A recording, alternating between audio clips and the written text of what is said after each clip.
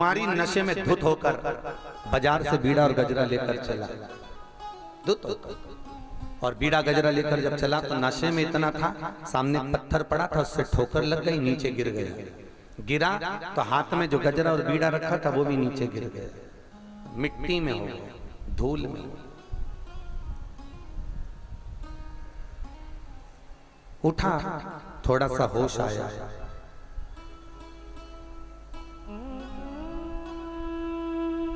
और होश आने के बाद उसने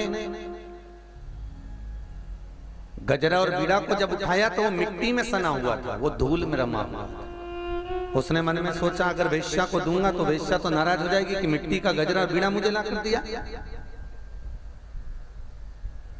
सामने भगवान का मंदिर था,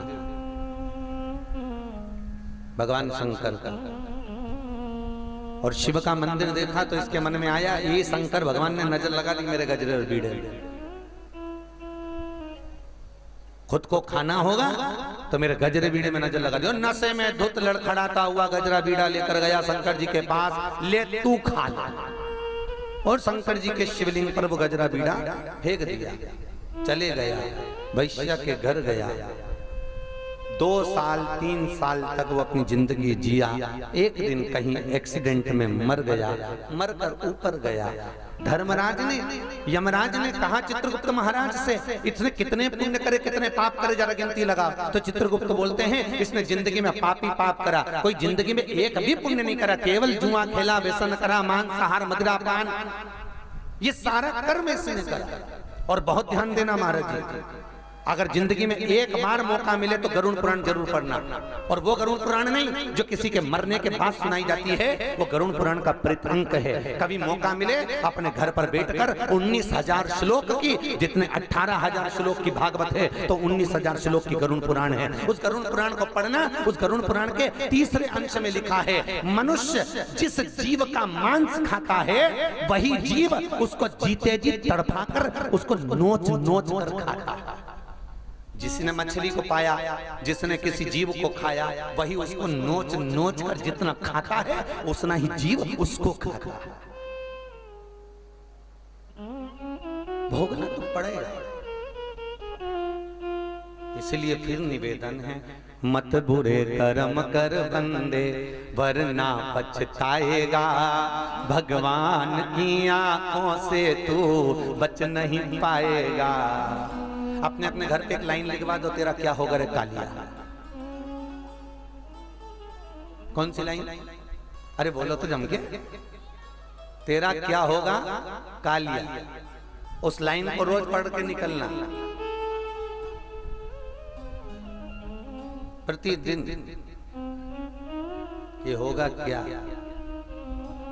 आज तो भोग लोगे सुख, पर जिंदगी भर रोना पड़ेगा। जी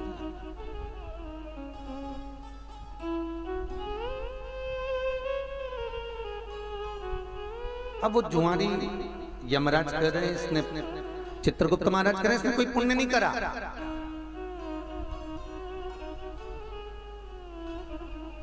यमराज ने पूछा, चित्रगुप्त ने मना करा, धर्मराज आ गया। धर्मराज ने कहा इसने एक पुण्य करा। क्या? शंकर जी के मंदिर में बीड़ा और गजरे का दान दिया है। चित्रगुप्त महाराज बोले दान नहीं दिया, वो तो नशे में था और बीड़ा और गजरा मिट्टी में हो गया था, तो कहीं तो फेंकना था, उसने सब शंकर जी पे ही फेंक दिया। शंकर जी पे नहीं, पुण्य तो करा। फेंकने को तो नली में फेंक देता, गटर में डाल देता, पर इसने शंकर जी के ऊपर फेंका है। तो धर्मराज कहते एक काम करो, जितने कदम चलकर ये शंकर जी के मंदिर तक पहुंचा है उतने कदम गिने जाएं। तो कहा ये 14 कदम चल के शंकर जी के मंदिर पहुंचा है। कितने कदम? 14 कदम। तो कहा एक काम करो, 14 कदम चलकर ये शंकर के मंदिर तक पहुंचा था, इसलिए 14 घड़ी के लिए इसको इंद्र का सिंहासन प्रदान कर दो, इंद्र को नीचे उतार दो कुर्सी से। और इंद्र को कुर्सी से नीचे उतारा, जुआरी को कुर्सी पर बिठा दिया। जुआरी को लगा कि मैंने एक मिट्टी का गजरा और बीड़ा शंकर जी को दिया तो मुझे इंद्र का सिंहासन मिल गया, अगर थोड़ा दान और कर लेता तो शायद मेरी जिंदगी सवर जाती, अब मौका नहीं छोड़ूंगा। कुर्सी का सदुपयोग करा, कुर्सी पर बैठकर ताली बजाकर ऐरावत को बुलाया, दान कर दिया। अप्सराओं को बुलाया, दान कर दिया। इंद्र के यहाँ जितना सामान था, सोना चांदी अंबर पीतांबर आभूषण रतन जितने इंद्र के यहाँ थे सारे के सारे दान कर दिए। 14 घड़ी के बाद उतर गया सिंहासन से नीचे, और नीचे उतरा, इंद्र सिंहासन पर बैठा। उसने अप्सराओं को बुलाया तो आए नहीं, ऐरावत को बुलाया तो आए नहीं, मालूम पड़ा वो सब लुटा के चले गए।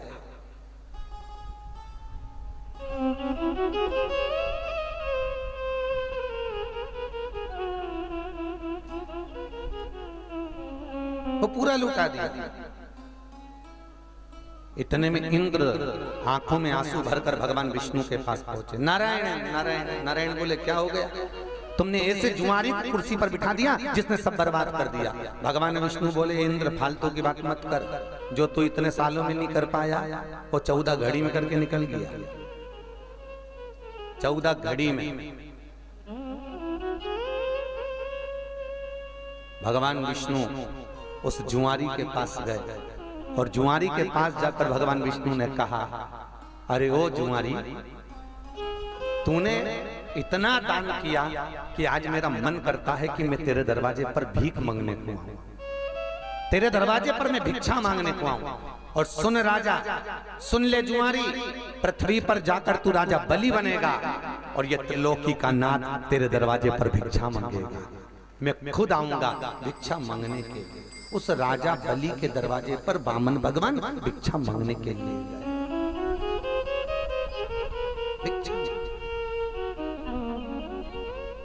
इसलिए आवाज लगा लगा कर कहते हैं, तेरा होगा बड़ा एहसान, तेरी युग युग रहेगी शान।